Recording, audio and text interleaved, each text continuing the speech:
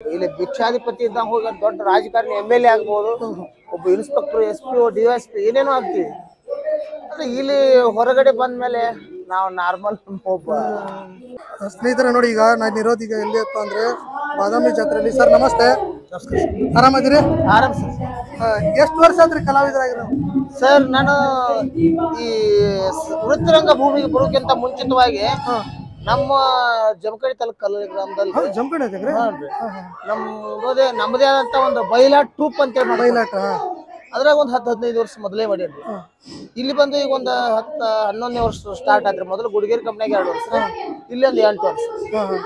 ಅಂದ್ರೆ ಬಾದಾಮಿ ಜಾತ್ರೆಗೆ ಬರಾಕತ್ತಿ 10 ವರ್ಷ ಆತ್ರಿ. 10 ವರ್ಷ ಬಾದಾಮಿ ಇದೇ ಜಾಗ ರೀ, ಇದೇ ಕಂಪನಿ ರೀ, ಇದೇ ಕಂಪ್ನಿ ರೀ. ಪ್ರತಿ ವರ್ಷ ಒಳ್ಳೆ ನಾಟಕ ತರುತ್ತೆ. ಪ್ರತಿ ವರ್ಷ ಈ ಜಾಗದಾಗ ಒಳ್ಳೆ ಜನ ರೆಸ್ಪಾನ್ಸ್ ಇರುತ್ತೆ. ಅಭಿಮಾನಿಗಳು ಬಹಳ ಒಳ್ಳೆ ರೀತಿಯಿಂದ ಬಂದು ಪ್ರೋತ್ಸಾಹ ಕೊಡ್ತಾರೆ. ಮತ್ತೆ ನಾವಷ್ಟೇ ಅಂತಲ್ಲ, ಸಾಕಷ್ಟು ಕಂಪ್ನಿಗಳು ಬರ್ತಾವ. ಎಲ್ಲಾ ಕಂಪ್ನಿಗಳಿಗೆ ಈ ಬಾದಾಮಿ ಬನಶಂಕರಿ ಜಾತ್ರೆಗೆ ಬಂದಾಗ ಕಲಾಭಿಮಾನಿಗಳ ದೇವರು ಅವರೇ ನಮ್ಮ ಪಾಲಿಗೆ. ಪ್ರತಿಯೊಬ್ಬ ಮಾಲಕರಿಗಾಗಲಿ ಕಲಾವಿದರಿಗಾಗಲಿ ಹೊಟ್ಟೆ ತುಂಬಾ ಅನ್ನ ಹಾಕೋ ಜಾತ್ರೆ ಅಂದ್ರೆ ಬಾದಾಮಿ ಬನಶಂಕರಿ. ಹೌದು, ವರ್ಷ ಪೂರ್ತಿ ನಾವ್ ಏನೋ ಸ್ವಲ್ಪ ಸಾಲ ಸೂಲ ಮಾಡ್ಕೊಂಡ್ರೆ ಈ ಜಾತ್ರೆಗೆ ಬಂದ್ರೆ ಅದೆಲ್ಲ ಕ್ಲಿಯರ್ ಆಗತ್ತೆ ಅನ್ನೋ ಒಂದು ಆತ್ಮವಿಶ್ವಾಸ. ಅಂದ್ರೆ ನಿಮಗೆ ದಿನ ಇರಂಗಿಲ್ಲ ಅಂತೀರನ್ರಿ? ಈಗ ಜಾತ್ರೆಗಳು ಅಷ್ಟೇ, ಜಾತ್ರೆಗಳು ಅಷ್ಟೇ. ಆಮೇಲೆ ಬೇರೆ ಸಿಟಿ ಕ್ಯಾಂಪ್ ಮಾಡ್ತೀವಿ ಸದಾ ಸಿಟಿ ಒಳಗ್ರಿ ಮಾಡ್ತೀವಿ. ಒಂದೊಂದ್ ಸಿಟಿ ಒಳಗೆ ಆಗತ್ತ, ಒಂದೊಂದ್ ಸಿಟಿ ಒಳಗೆ ಆಗಲ್ಲ. ಏನೇ ಆದ್ರೂ ಅದಕ್ಕೆ ಆಗತ್ತೆ. ಲಾಭ ಅಂತೂ ಆಗಲ್ರಿ. ಕೆಲವೊಂದ್ ಕಡೆ ಇನ್ನೂ ಸಾಲನ ಮಾಡ್ಕೊಳ್ಳೋದಾಗತ್ರಿ. ಯಾಕಂದ್ರೆ ಈ ಥಿಯೇಟರ್ಗೆ ಬೇರೆ ಕಡೆ ಹಾಕ 5-6 ಲಕ್ಷ ರೂಪಾಯಿ ಖರ್ಚು ಬರುತ್ತೆ.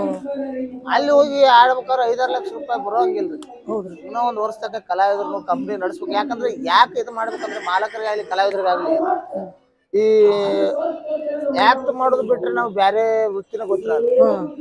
ಕಲೆನೇ ಜೀವನ, ಕಲೆನ ಎಲ್ಲ ನಮಗೆ ಸರ್ವಸ್ವ.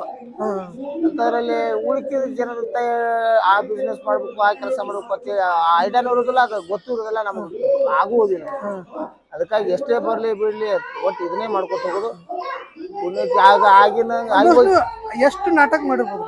ಎಷ್ಟು ಬೇರೆ ಬೇರೆ ನಮ್ಮ ಸಂಘದಾಗ ಒಂದು 40ರಿಂದ 50 ತನಕ ಅದಾವ್ರಿ. ಬೇರೆ ಬೇರೆ ಅಂದ್ರೆ ಹೆಚ್ಚು ಕಡಿಮೆ ಆಡೋದು ಒಂದು 20-30 ತನಕ ಆಡ್ತಾರೆ.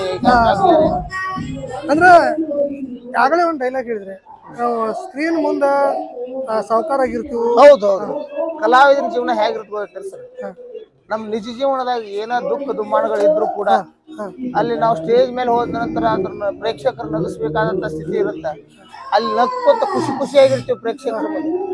ಅದೇ ಅದು ಮುಗಿದ ತಕ್ಷಣ, ಪರದೆಯಲ್ಲಿ ಬಂದ ತಕ್ಷಣ ನಮ್ಮ ನಿಜ ಜೀವನದ ಘಟನೆಗಳು ನೆನಪಾಗಿ ಅಳ್ತಿರ್ತೀವಿ.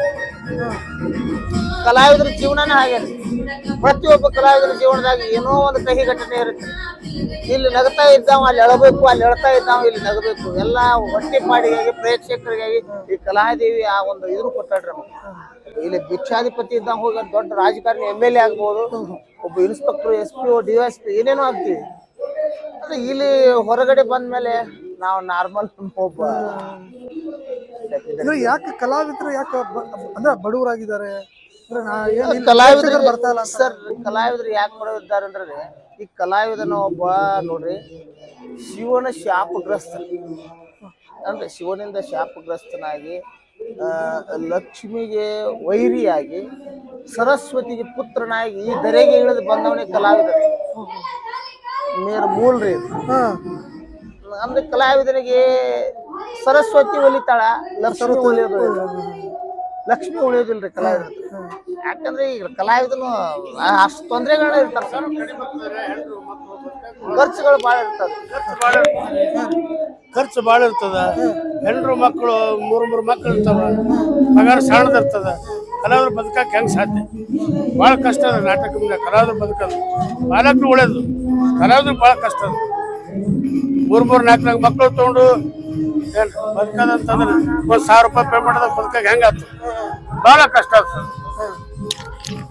ನೀವ್ ಎಷ್ಟು ವರ್ಷ ಆಯ್ತು ಕಲಾವಿದ? ನಮ್ಮದ್ರೆ ನಾವು 40-45 ವರ್ಷ ಆಯ್ತು.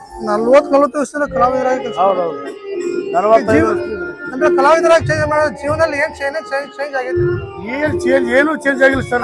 ಊಟಕ್ಕ ಇದಕ್ಕ ಅಲ್ಲಿಗೆ ರೀ, ಮತ್ತೇನಿಲ್ಲ ಸರ್. ಏನೇನಿಲ್ಲ ಅಷ್ಟೇ.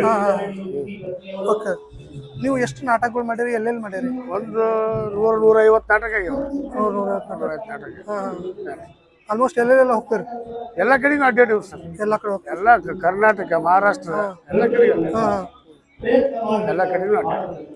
ಈಗ ಕಲಾವಿದರಿಗೆ ಯಾಕೆ ಹಿಂಗೆ ಆಗೈತೆ ಅಂತ ನಿಮಗೆ ಅನಿಸ್ತೈತೆ? ಅಂದ್ರೆ ಪ್ರೇಕ್ಷಕರು ಇಲ್ಲ ಅಂತಾರೋ? ಪ್ರೇಕ್ಷಕರು ಕಡಿಮೆ ಆಗ್ಯದ, ಕಡಿಮೆ ಆಗ್ಯಾರ. ನೋಡೋದು ಕಡಿಮೆ ಆಗ್ಯದ. ಹಾಂ. ಹಿಂಗಾಗಿ ತ್ರಾಸ ಸೀನ್ ಬರ್ತದೆ. ಹೋಗ್ರಿ. ಓಕೆ, ಅವ್ರ ಸೀನ್ ಐತಿ ಈಗ ಅಂಟಾರ.